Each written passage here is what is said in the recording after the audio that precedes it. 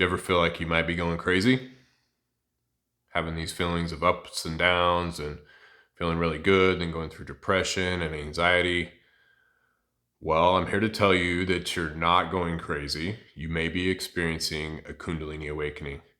So in this video, I'm going to go through the 5 primary symptoms of a Kundalini awakening, share some of my stories of what I've felt, and hopefully this can let you know that what you're experiencing might actually be an awakening and not going insane. Before we get started, I want to tell you guys just a quick summary of what Kundalini is. So at the base of our spine, we have this life force. It's called Kundalini. It's also called shakti.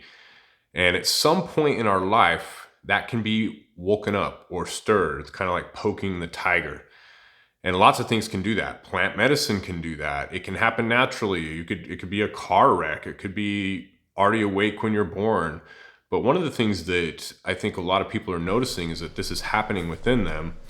And the earth is actually raising its frequency as we move into the Aquarius age. I'm not going to get too far into that, but if you want to study the yugas and where the earth's rotation is, you can see that we as a complete society are beginning to awaken.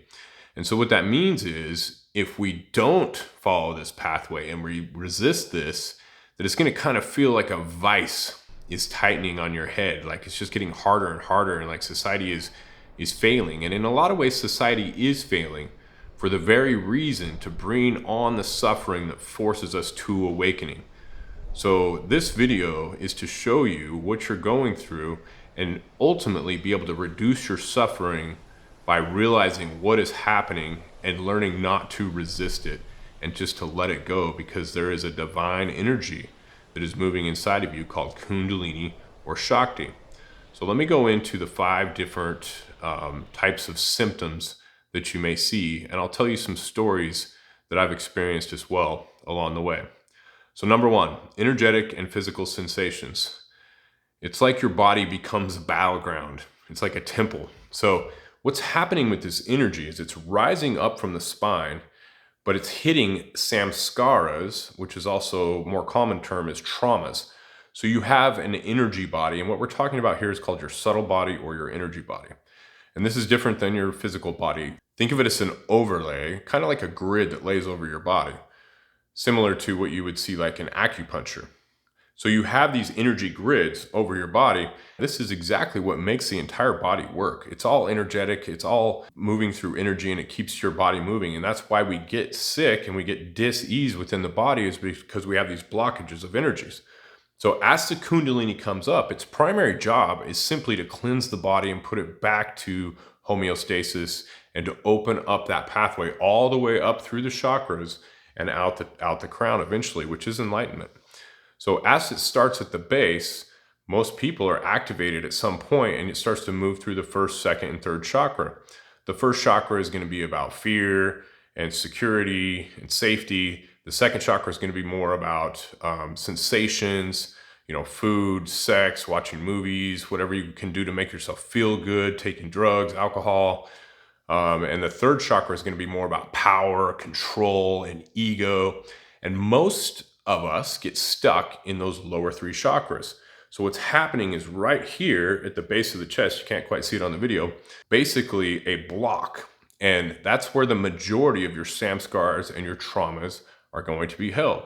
So as this energy rises, what's going to happen is it's going to hit into those samskars, into those traumas, and it's going to create discomfort in the body.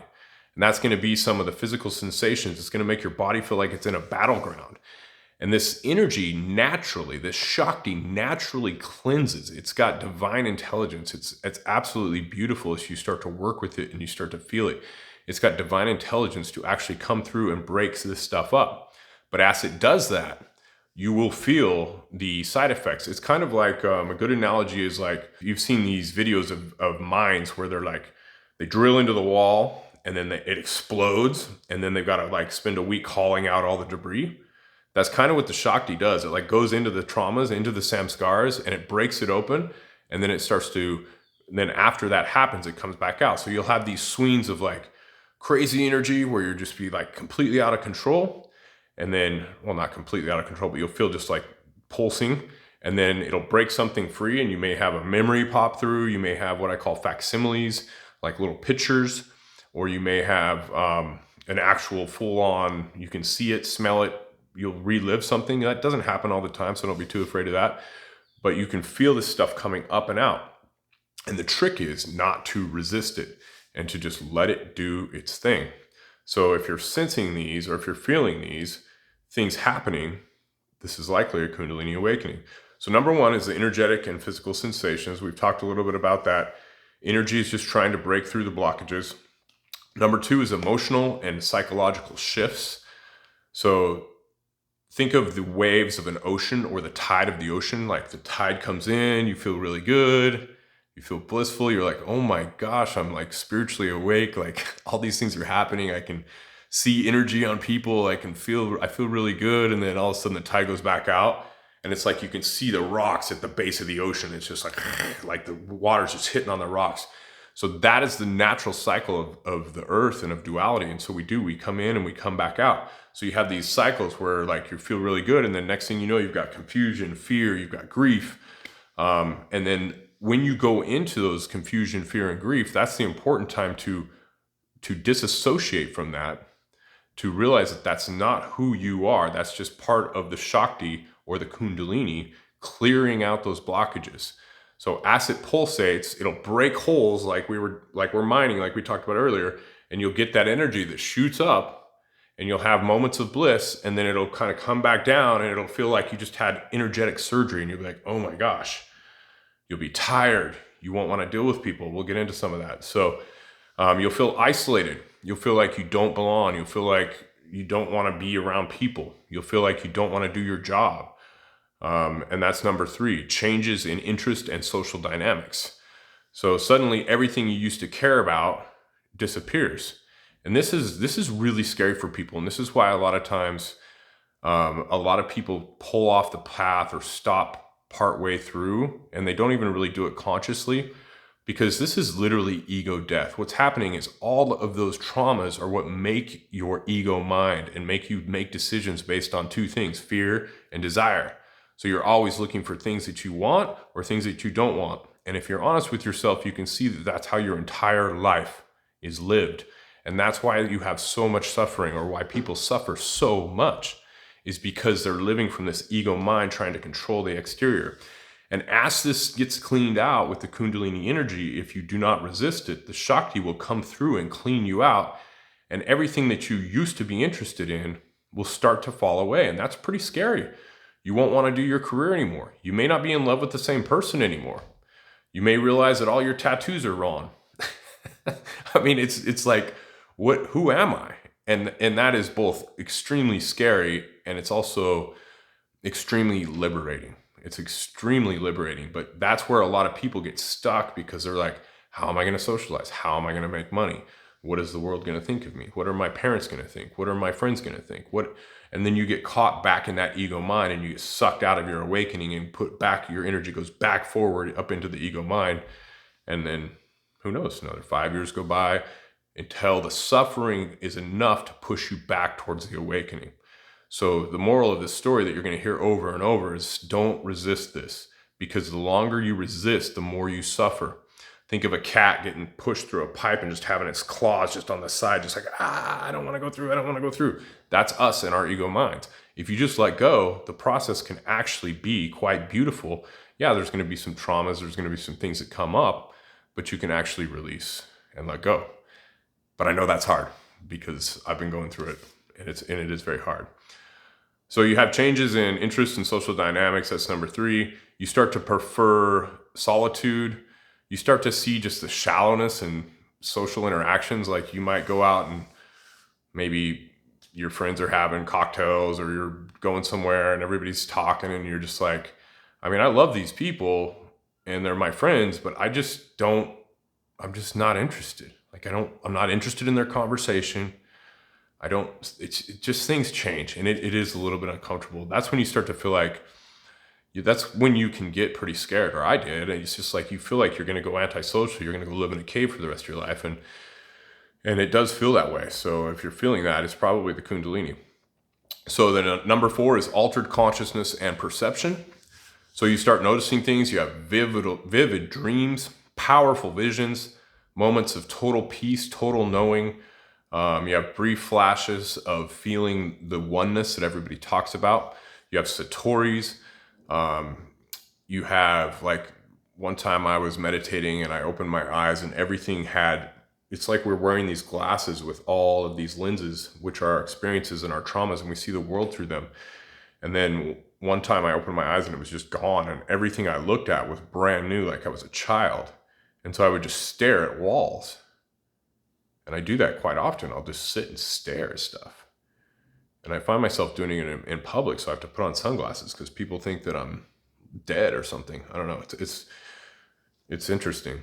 You sometimes begin to feel the oneness that everybody talks about. We are all one. We are all the same life force. It's the only thing that we all have in common is that life force, that shakti that rises up the spine. It's like what animates us. It's what making me move. It's what makes us do our work. It's what makes our skin, our bones, everything.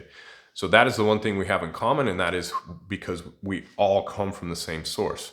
I'm not going to get too much into that, but we understand that, like, we know that if we're in the spiritual field, but we don't really, that's kind of one of the later things that you begin to experience.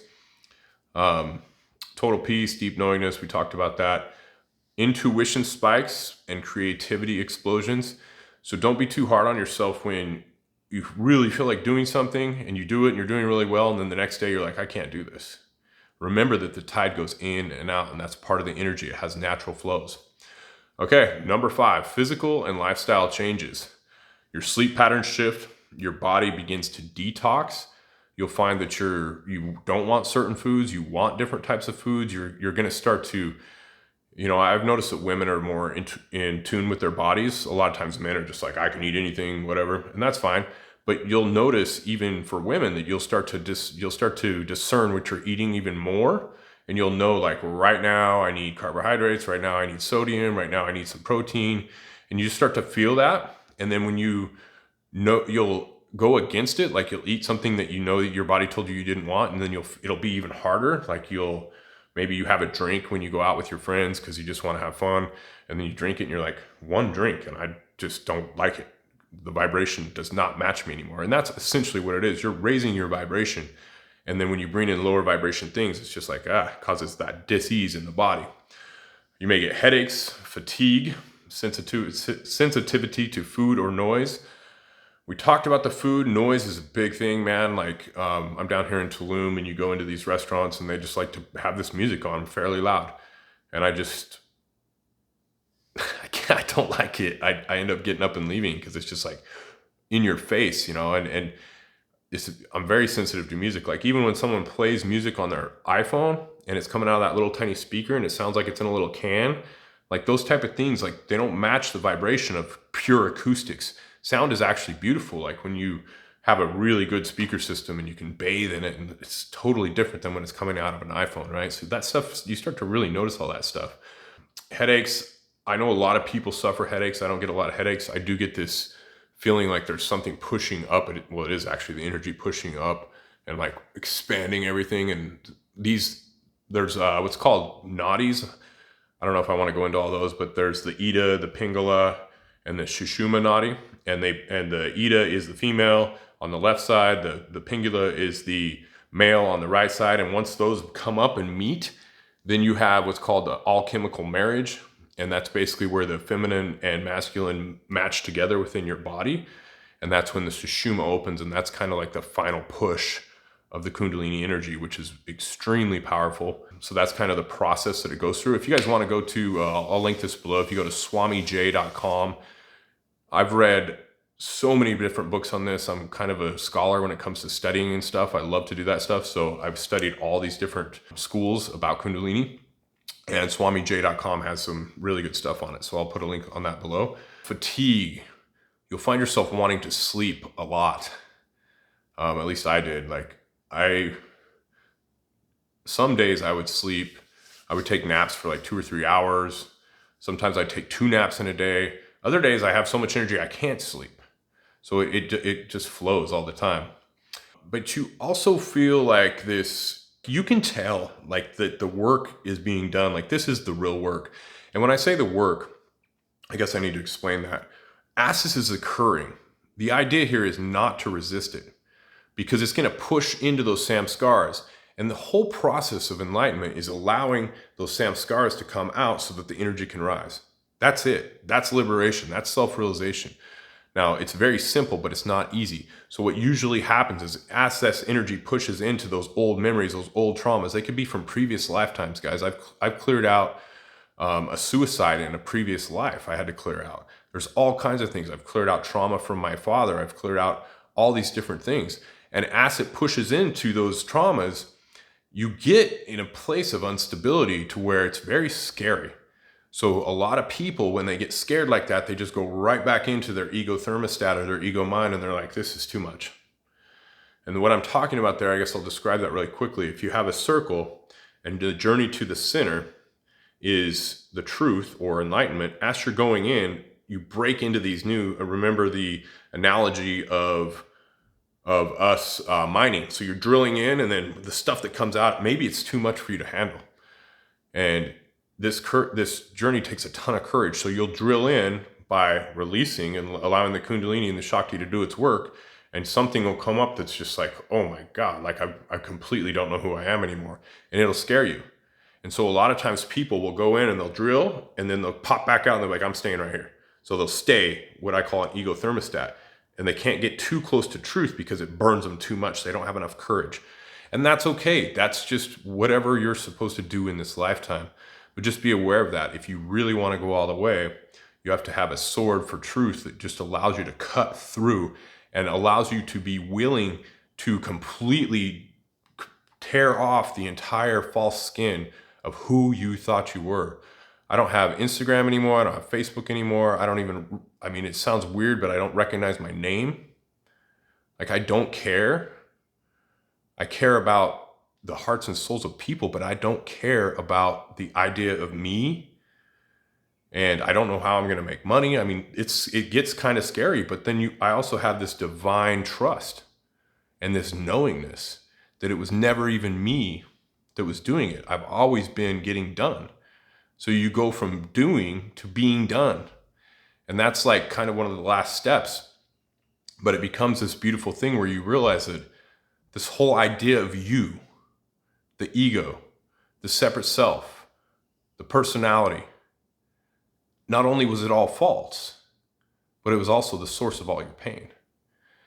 And so the journey is not for the weak, but this is what the Kundalini does, and this is what the Shakti will do. And I'll also mention real quick that you've heard of Shakti, which is the female, and Shiva, which is the male. The Shiva is the presence that you allow the Shakti to work with. So as you feel this stuff rising up, and I tell you don't resist, I actually created a technique. It's called the roar technique. Relax, observe, allow, release. And so what you do is you sit down and you're taking the Shakti, which is your awareness, your consciousness, to the area of pain. And that gives the presence. Think of it like polarities, guys. You need the positive and the negative. And the positive is the Shiva, and you take that presence there and it allows the other to release. It's all electronics. It's all, just think of a battery. That's how it works.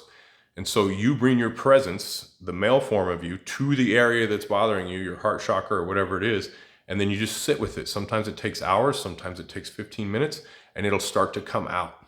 And as it comes out, sometimes it'll be pretty traumatic, and other times it'll just be subtle. It's weird. It'll even have smells and colors and pictures and random stuff. Pictures of things like that have no significance. You'll just be like, I remember that. What was that? Ugh. So this is the whole process of awakening. This is what Shakti does. Shiva is the presence that you give it. And if you don't give it the male presence, the holding of it, it doesn't release. So that's when we have this analogy again, when we're drilling and they get scared and they just can't be with it. That's why the trauma stays there, so that the energy gets here and it just gets stopped, or wherever it is. It's probably lower than that. So that's the process. We'll go through these real quick just to summarize them. Number one, energetic and physical sensations. We talked about a lot of those. Emotional and psychological shifts. You're going to feel like you're going crazy, but what you ultimately realize is that everybody's crazy and you're going sane. Think of the definition of insanity, doing the same thing over and over again, expecting different results. Tell me the world isn't doing that. The entire world, right? Number 3, changes in interests and social dynamics. You'll want solitude. You won't be interested in the same things anymore. Your friends might think that you're going crazy, or you might think that your friends think you're going crazy, is probably more likely.